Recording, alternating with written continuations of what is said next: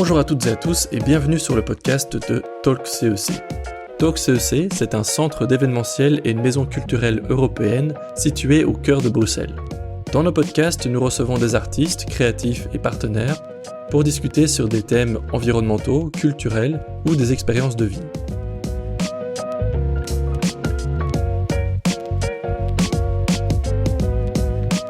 Bonjour et bienvenue dans ce nouvel épisode du podcast de Talk CEC. Aujourd'hui, nous avons avec nous Corsé, un artiste nantais de street art qui a déjà participé plus d'une fois aux expositions de Talk CEC, dont l'exposition Mer et Océan il y a quelques mois. Et c'est aussi un résident régulier dans la résidence d'artiste de Talk CEC. Bonjour Nico. Salut. Comment ça va ? Au top, toujours bien.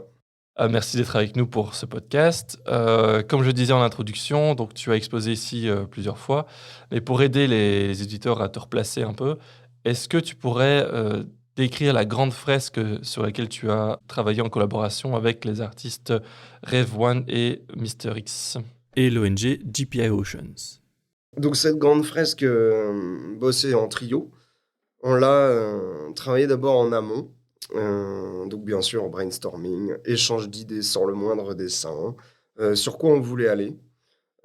On s'est penché sur justement tout ce qui était plancton, microplancton, photoplancton, zooplancton. Et on se disait mais oui, les gens ils connaissent des poissons, ils connaissent les animaux marins, mais le plancton en fait qu'est-ce que c'est? Et on voulait le mettre en valeur. Et du coup on a travaillé sur ça, sur on va dire des zooms, on va dire des merveilles de l'eau, en fait, à savoir le plancton, qui est l'oxygène, qui est indispensable, justement, à notre planète et à nous également. Voilà. Donc, ensuite, on a commencé à chercher des images, bien sûr. Et puis, après, se tendre vers on va dire des bestioles, on va dire très rares, des abysses, des zooms de phytoplancton, des zooms voilà, des microscopiques, des vues microscopiques, de toutes ces on va dire matières organiques, de tous ces animaux et tous ces éléments. On va dire que cette fresque, nous l'avons partagée sur nos rôles respectifs, à savoir notre technique. Certains sont plus à l'aise pour le décor ou les poissons, les animaux, et d'autres un peu plus dans la précision, à savoir justement les petites zones zoomées de microscope. Donc, nous avons mélangé tout ça et mis en valeur par justement des couleurs, on va dire, efficaces. C'est un bichromie, on va dire, de ton sur ton, de rouge, couleur un peu brique. Et tout ce qui est zoom, et tout ce qui est dans la loupe, en fait, est bleu. Donc, on voulait un petit peu provoquer, et on voulait pas un fond marin, on voulait pas du bleu comme un classique qu'on aurait pu voir parmi tant d'autres. On voulait justement inverser les couleurs et hop, mettre en valeur, on va dire, les vertus de de ces recherches, de ces découvertes, dans le zoom en bleu. Et voilà, on voit un petit peu toutes les forces de la nature et tout ce dont toute la richesse, toutes les qu'on trouve richesses. là-dessus. Exactement. Voilà à peu près. Donc, cette fresque elle nous a pris 3 à 4 jours, en prenant le temps, en période un peu hivernale, donc c'était pas évident. Et puis voilà, on a bien charbonné quand même, et on est assez satisfait du résultat. Donc, on a bossé, on se faisait confiance sur le décor, on pouvait bosser le décor ensemble, les personnages, on se mélangeait même nos personnages. Enfin, on se fait confiance sur la technique, sur nos expériences, donc c'était plutôt intéressant, très enrichissant. Ouais, j'imagine. C'était aussi donc la fresque qui était ensuite animée en réalité virtuelle, c'est ça? Absolument. Réalité augmentée. Revs One maîtrise pas mal la réalité augmentée, et donc c'est vrai que ça amène quelque chose d'un peu frais, d'un peu moderne, d'un peu Ouais. 2.3.0 même. Et c'est vrai que les gens sont demandeurs de nouveautés, de choses un peu audacieuses qui changent des codes d'une fresque, on va dire lambda, classique des années 2000-2010. Et là, en l'occurrence, on peut avoir justement une petite touche personnelle, petite touche moderne avec cette réalité augmentée qui a bien fonctionné et qui a ébahi, je pense, la plupart des visiteurs. Donc, c'était très, très, très intéressant. Ok, du coup là je pense que les auditeurs voient bien de quelle fresque il s'agit. J'ai vu sur ton Instagram aussi l'ensemble, et on peut voir ça sur l'ensemble de ton œuvre, que les sujets et parfois le style varient quand même pas mal avec le temps. Il y a comme une certaine évolution, comme chez tous les artistes, bien entendu. Mais ici, on pourrait parler de hyper créatif. Est-ce que c'est quelque chose que tu reconnais? Tu te considères hyper créatif? Alors effectivement, c'est quelque chose, moi je me décris comme boulimique, et insatisfait, en permanence. Du coup, oui, ça peut être l'hypercréativité. J'ai besoin de ça pour vibrer, en fait, et c'est vrai que mon Instagram, en l'occurrence, est surprenant. On pourrait croire que je suis plusieurs artistes Ouais, c'est vrai. dans cette page et j'arrive toujours pas, hein, et pourtant j'ai fait le ménage, j'ai effacé des photos, mais je crois que j'assume maintenant que, bah, en fait, Corset, c'est un mec qui aime beaucoup de choses, en fait. Je peux pas m'arrêter à un seul style, ou de perso, ou d'abstract, ou de nuage. Non, je vais me faire trop de trucs et il y a trop de choses qui me font vibrer. Le Mais en réalité, on retrouve toujours la patte, Ouais, parce que dans les couleurs ou heureusement. je sais pas, dans les formes, Mmh. on reconnaît quand même la patte. Oui, Mais c'est vrai que c'est très, très varié. ouais. Et non, c'est génial, hein. Merci. Bah, en fait, ce qui me rassure quand même, c'est qu'on reconnaisse que, bah, c'est tel artiste parce que des fois, on se perd, on se désidentifie et je sais qu'on a besoin quand même un minimum de se retrouver dans ce qu'on fait, que ce soit dans un thème coloré ou une compo ou une petite poésie ou une blague derrière. Bon, on reconnaît au moins juste parce qu'il y a, ah oui, il y a une petite subtilité cachée. Mais c'est vrai que mon travail est en permanence évolution, mais parfois je me perds. Mais finalement, ça m'excite et vraiment, ça me fait du bien de tout le temps aller chercher plus loin, plus loin, plus loin et de surprendre. Ça peut partir même un peu réaliste, genre portrait, puis d'un coup, hop, il y aura un petit pigeon en style BD sur l'épaule, ça donne un petit décalage intéressant. Et je crois qu'en fait, j'ai assumé ne plus avoir un seul style. Ouais, ouais, c'est à fond. Ouais, Du coup, en fait, ça fait ton style ouais, de mélanger des différents styles, quoi. ouais, carrément. Pour revenir à ça, du coup, je comprends pas très bien, moi, le principe de hyper créatif. Qu'est-ce que c'est, en fait? C'est qu'en fait, j'ai besoin d'être stimulé sans arrêt. Et pas que en peinture, en dessin, hein. Mmh. Apprendre toujours quelque chose de nouveau. Une langue, ah l'anglais ça c'est OK, allez maintenant j'ai envie d'apprendre l'espagnol. Je me suis mis à la guitare étant plus jeune, mais du coup manque de temps pour s'y mettre et toujours envie d'apprendre quelque chose en fait, Mmh. c'est la soif de connaître beaucoup de choses, la soif donc l'hypercréativité, je ne sais pas si ça se décrit vraiment. En fait, ce sont des ressentis et c'est carrément personnel, hein. Donc je pense que je suis boulimique et un mec qui veut pas ranger sa chambre, tu vois? Mmh. Et c'est pour ça Parce que que tu as mieux à faire, quoi. Tu peux apprendre des choses, tu peux ouais, faire de nouvelles choses, quoi. ouais, ouais. Ah non, mais même, tu vois, dans même mon Insta, je montre, des sculptures en carton, donc un peu maquette bateau, maquette voiture, et donc ça va se développer en mélangeant justement mon univers de peinture, faire des scènes de théâtre, dans une sculpture, arriver à approfondir et toujours surprendre. Et je sais que, ben, c'est, heu, c'est un parti pris, hein, le fait de se désidentifier, mais je m'en fiche, en fait, maintenant. Mmh. Parce que, clairement, je vis très bien de ce que je fais. Je constate que je suis assez flexible dans tout ce qu'on peut me demander en commande, par exemple. Mais pour moi, une commande ne n'est plus une commande, je fais du corset quand même, quoi. Je peux avoir un paysage un peu kitschos, style fond marin ou juste, des cabanes de pêche, mais je vais arriver à mettre mon style dedans. Ma poésie, mes couleurs et je vais prendre plaisir pour n'importe quelle, commande. Donc je me dis: «Mais, ça c'est top en fait, j'ai À acquis fond. ça et je suis heureux en fait». Donc en l'occurrence, c'est quelque chose qui sera, en moi en fait, et donc le fait d'avoir tout travaillé et de travailler encore tout aujourd'hui et ben, ça me permet d'avoir une flexibilité d'interprétation. Mettre du style réaliste ou pas, mélanger les 2. Je crois que ça va arriver comme ça, hein. Genre de mélanger un truc un peu pas photographique parce que c'est pas forcément ce qui me fait vibrer, mais des effets un peu réalistes, puis d'un coup, paf! Un personnage BD qui s'incruste dans ton dessin. Pour Mmh. montrer, bah, ouais, mais en fait, là, j'avais pas envie tout le temps de pousser le réalisme et je pense que ça s'y prêtait bien à une bêtise et je crois que ça va arriver comme ça, hein. Pour résumer tout ce que tu peux voir sur mon Insta, je crois que ben, on peut avoir des portraits ultra réalistes, de l'abbé Pierre, à, du perso un peu déglingos, un peu, des traits, saillants, un peu caricaturés.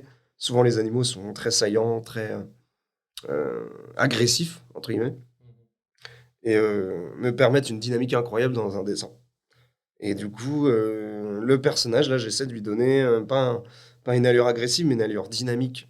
Donc, je m'inspire du réalisme, mais tu peux exagérer avec des traits de BD, une dynamique encore plus forte. Ouais, ouais. Donc, c'est ce qui m'intéresse. Voilà. OK, OK. Alors ce serait quoi alors les inconvénients de cette soif de toujours apprendre? Oui, alors les inconvénients, c'est une très bonne question parce que je peux m'épuiser et je peux épuiser les autres aussi.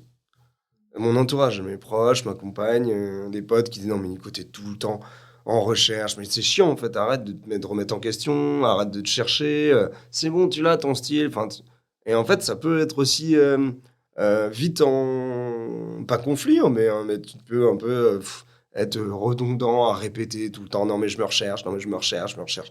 Arrête, ça fait 20 ans que tu peins, te recherche plus là. Tu veux juste ce qui te fait vibrer, fais juste ce que tu as envie et ça peut être juste cet inconvénient-là et puis, auprès de mes proches, ouais, genre: «Mais arrête de dire que tu t'es pas trouvé, arrête de dire que t'as pas de style, arrête». Ben, ouais, ben, c'est assumé, ça y est, je En fait, la et je me recherche fais même fait partie de violence. ton style, quoi. Ouais, puis je me fais violence. C'est parfois l'insatisfaction, l'envie de: «Ah pourquoi tel artiste, il arrive, à maintenir une expo entière en faisant, son univers, alors que moi, une expo solo, ça va être compliqué de retrouver le même style tout le temps, tout le temps, tout le temps», tu vois? Donc je c'est pas que je suis pas prêt, hein, mais je pense que ça m'intéresse pas de partir sur, 20 toiles, qui se ressemblent. Bah, c'est pas oui, c'est en fait, c'est différents Ah différents là là, artistes, différents styles, hein. Je pense qu'il y a de la richesse aussi ah à oui, pouvoir, ouais, proposer des choses qui sont complètement différentes, ouais, carrément. littéralement. C'est peut-être plus intéressant pour, un visiteur Ouais, ou un quidam qui veut ouais, découvrir un artiste, de ouais, voir tout le panel qu'il peut offrir, mais tu vois? carrément. Donc faut que je le vois comme ça, faut que je le vois comme une chance, en fait, ou une richesse, hein. Ouais. Faut pas que je le vois comme un frein, genre: «Ah, j'aimerais bien avoir tel style, à développer tout le temps», comme beaucoup d'artistes se sont identifiés avec, ils ont un style d'animaux, incroyable, une composition, une lumière, une couleur et ils arrivent à faire, une vingtaine de toiles et des murs, qui ressemblent à leur univers. Et en vain pour moi, quoi. C'est pas, mon cas. C'est genre, ça dépend du mur, de l'humeur, de tout. Tiens, aujourd'hui, j'ai envie de faire, des flous. Tiens, aujourd'hui, j'ai envie de bosser les personnages, un peu réalistes, un peu photo, puis hop, mettre des coups de BD dedans. Et puis demain, j'ai envie d'un lettrage et puis, le surlendemain ou la semaine d'après, j'ai envie de faire une compo d'animaux, quoi. Mmh. Mais je pense qu'on commence à reconnaître bien Ouais, mon comme côté flow. ouais, Tu vois, on ouais. dit du flow dans le graffiti, hein. Bah, les gens reconnaissent mon flow, quoi. Le flow du dessin, que ce soit ou un personnage ou un animal, on reconnaît un peu mon flow. Ouais, c'est peut-être ça Couleur ou pas que je couleur. reconnais dans que je Yes. me dis: «Ah, il y a une petite patte là, il y a un Ouais, truc», bien sûr, c'est ça peut-être ça, vient, mais ouais. heureusement. Et puis, en fait, sans le vouloir, au bout d'un moment, c'est un automatisme, hein, tout Bien ça. sûr, c'est technique presque, hein, C'est un c'est juste, automatisme, tout à force de simplement. répétition que Ouais, tu l'as, quoi. exactement. Donc, écoute, je crois qu'il faut que je me contente et que je sois fier au final d'avoir Ouais, plusieurs cordes à mon arc. Et non pas que je m'auto-flagelle, ça arrive, hein, que je me fasse violence parce que, ah, j'aimerais bien avoir une vraie identité, mais il faut que j'arrête là. Il faut que j'arrête de me dire ça et aujourd'hui, j'avance avec, plein de choses différentes. bah, ce qui nous amène finalement à ce que tu fais aujourd'hui ici, à la résidence artistique de Tox CEC. Donc tu travailles sur maintenant une toile. Est-ce que là aussi tu explores quelque chose de différent ou c'est un sujet que tu as Alors déjà retravaillé ou alors, comment est-ce que ça se disons passe? Ouais. que cette nouvelle toile, elle est au même sujet, de la grande, donc en l'occurrence, c'est un scaphandrier, donc ce personnage me parle beaucoup, au niveau de l'exploration, l'exploration du monde d'aujourd'hui. Ça peut être le scaphandrier qui arrive dans le métro, tu vois? Il dit: «Mais c'est quoi ces gens connectés tout le temps?» Et en fait, ce personnage, un peu du style BD, se développe par, là, un côté, surréalisme. C'est-à-dire, je mélange, une photo d'un scaphandrier, d'une belle, tête de scaphandrier avec des soudures et des effets rouille, des effets incroyables de volume. Et puis dans mon univers, et ben, ce scaphandrier, il va se mélanger avec des fenêtres d'architecture, du coup, moderne, l'art nouveau Mmh. sur ces fenêtres, la tête, est mélangée d'art nouveau et mon univers, qui a toujours des cabanes, des escaliers cachés, des petites absurdités, un univers dans un autre. Donc ça, c'est pas forcément nouveau, mais je présente autre chose que ce qu'il y a là. Il y a Mmh. que de la bombe de peinture, sur les toiles, ici présentes et là, je présente quelque chose à l'acrylique. Qui est OK. d'un coup plus fin et beaucoup plus riche finalement, beaucoup plus noble en termes de couleurs et de lumière. Et je prends énormément de plaisir à montrer autre chose et à me challenger sur justement Ah, c'est une autre technique complètement. ouais, une architecture, une symétrie, donc ça, c'est pas mon point fort, hein, la symétrie du balcon de l'Art Nouveau. Et j'en suis pour l'instant satisfait et je crois que ça peut surprendre un peu de poésie, provoque, et puis bah, de rêve, de fantaisie, le côté steampunk, tu vois, il y a un côté Mhm. steampunk Ouais, dedans. c'est vrai. Et donc voilà, j'ai hâte de la terminer, de la présenter et de montrer que je sais faire autre chose que la bombe de peinture. Elle sera exposée ici Ouais, après cette œuvre-là? Ok. ouais, ouais, pour justement le retour de cette expo Mer et Océan, comme ça Ouais. ils auront du neuf un peu, quoi. Et ça, c'est chouette parce qu'ils vont pas s'attendre à ce qui est une nouvelle toile de bois. Donc c'est chouette. Donc je suis très excité et honoré, hein, d'ailleurs, qu'on m'ait appelé de nouveau pour la Ouais, résidence. ouais. Donc super, merci pour l'accueil. Comment ça se passe d'ailleurs cette résidence? Parce que du coup, c'est pas la première fois que tu viens ici, Ouais, et je suppose que ça s'est bien passé pour que tu ouais, reviennes voilà. encore. Donc on a le matériel dont on a besoin, style peinture, bombe de peinture et autres. Voilà, il y en a qui bossent avec encore autre chose, j'imagine. Et puis, bah, le manger et le dormir, hein, c'est déjà l'essentiel. Et puis, ben, après, voilà, le deal, c'est d'investir un bon temps quand même dans cette résidence pour aussi mettre en valeur ce qu'on fait et qu'ils arrivent aussi à avoir du client quand même. Le but aussi, c'est d'arriver à, à choper des personnes qui peuvent être intéressées à nos travaux. Donc, Ouais, bien sûr. le but, c'est d'arriver à une vente quand même d'une toile ou d'une commande ou de quelque chose. Donc, c'est s'investir à fond par rapport aux investissements de matériel Ouais, bien et sûr. justement d'accueil. Et voilà. Puis il y a un échange peut-être avec les autres artistes qui sont en résidence en même temps. Je sais pas si c'est le Ouais. cas actuellement. Puis humainement, on s'entend très bien. Donc en fait, il y a un peu le côté copain maintenant. C'est genre, je viens, je fais un grand coucou, ça fait un grand plaisir de se revoir. Et il y a pas le côté que pro, quoi. Il y a le côté Hmm. copain où bah, ça se passe, tu vois, c'est chouette.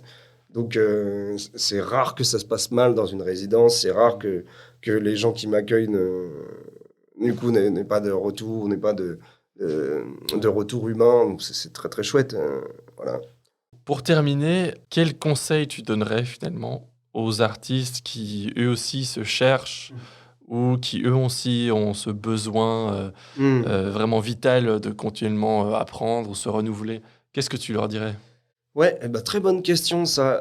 Moi, je conseille aux artistes de faire ce que leur cœur a envie, quoi. Et faut vraiment, en priorité, se faire vibrer, se faire plaisir, avant d'entendre le moindre critique, que ce soit galerie ou autre Hmm. espace.